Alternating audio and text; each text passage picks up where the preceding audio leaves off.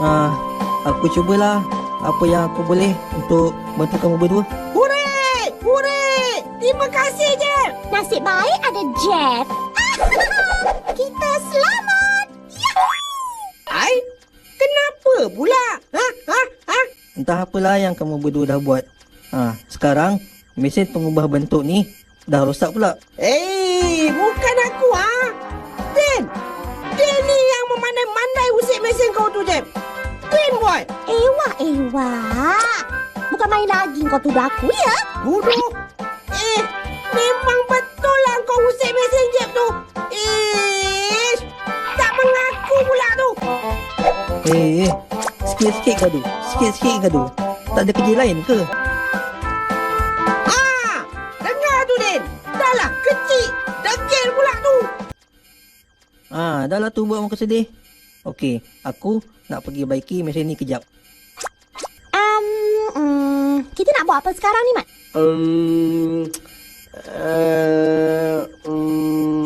Tak apalah. Kita keluar dari makmal ni dululah. Nanti pandai-pandai lah kita fikir apa nak buat. Okey juga tu. Jom.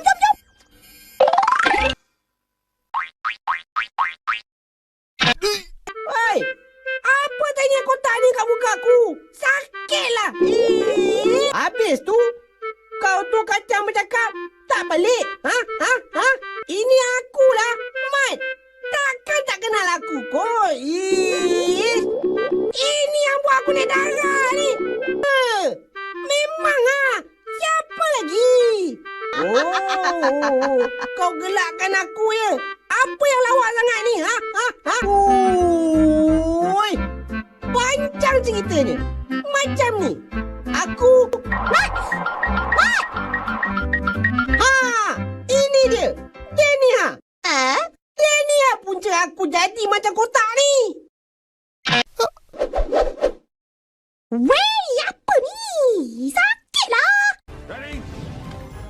Red, I'm not gonna lie to you. I am really gonna miss you when you die. Rest in peace, my friend. Rest in peace. Alam.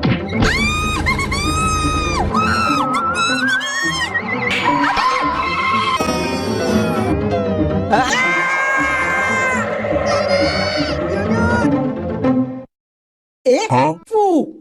Aduh.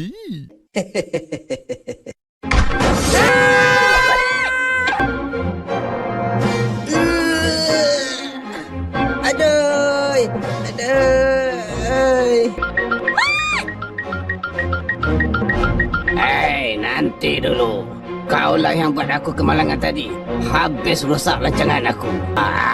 Biarlah. Pelik pun pelik lah.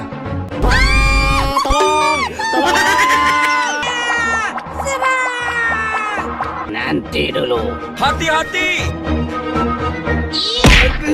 Maju! Kerja bagus. Betul-betul. Hebatnya.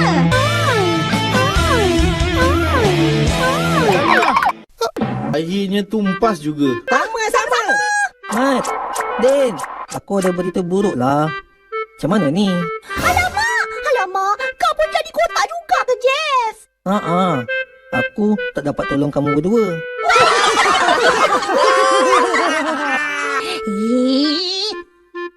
Buat aku risau je lah.